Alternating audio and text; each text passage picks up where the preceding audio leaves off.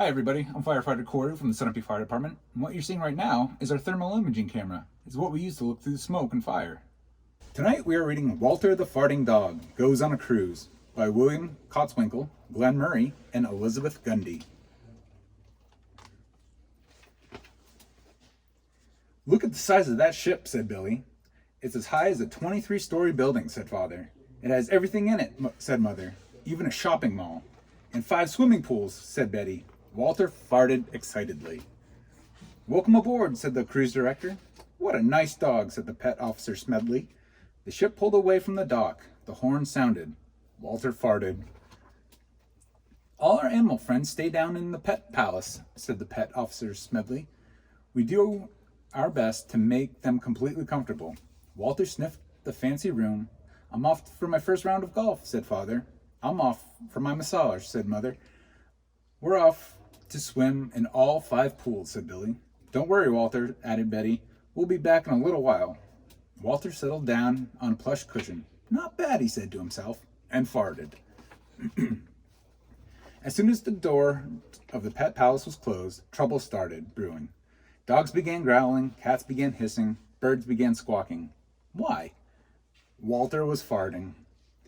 Get that stinker out of here, said the parrot in the corner. Officer Smedley returned with some pet treats and was instantly enveloped in a fart cloud.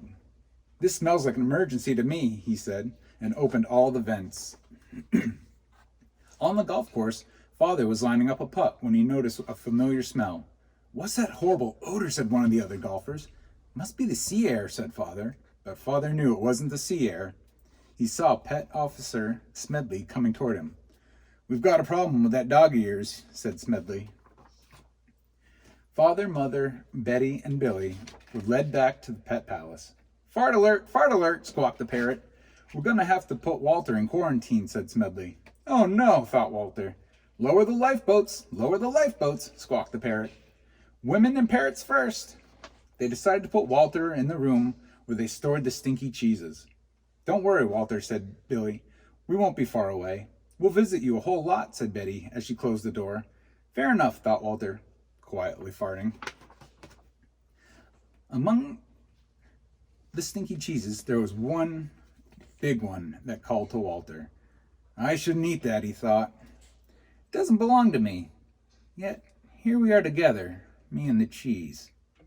Perhaps, if I just licked it lightly, nobody would notice. He licked it lightly, then ate the entire cheese. Even though Walter was tucked away deep in the belly of the ship, his farts crept out under the door, slithered along the hallway, and made their way upstairs. By the next day, all 6 dining rooms were filled with the farts and angry passengers. This ship stinks! We want our money back!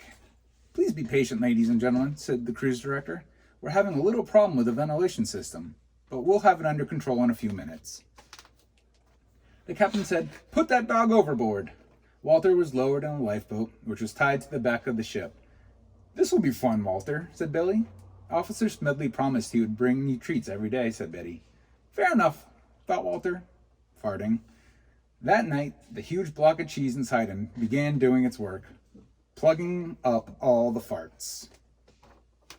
The passengers were enjoying themselves again, while Walter trailed behind them in his lonely lifeboat. The gas is building badly, he said, but at least I'm still attached to the ship. Suddenly, the computer system that controlled everything on the ship crashed, and the backup system crashed right behind it. The power died, the engines quit, and the ship drifted helplessly. Everybody grew hot and cranky. In his lifeboat, Walter was having his own problems. The gas pains were unbearable. Try not to think about it, he told himself, twisting to look at his tail, and he realized, if that cheese lets go, I'll be blown halfway to the Arctic Circle. He felt the gas bubbles building, and building, and building. He dug in with all of his paws and braced himself.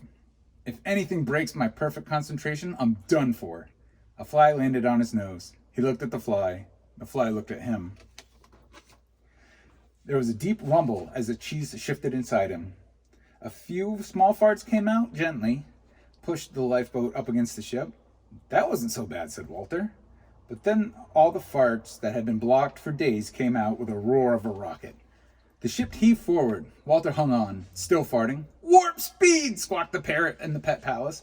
We must be back to full power, said Father, gripping the deck rail. But it was much more than full power. It was fart power. It shot the ship over the horizon and into port.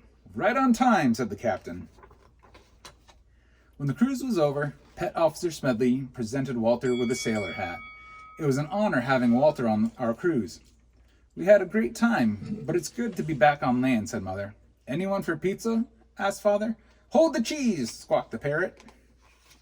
The end.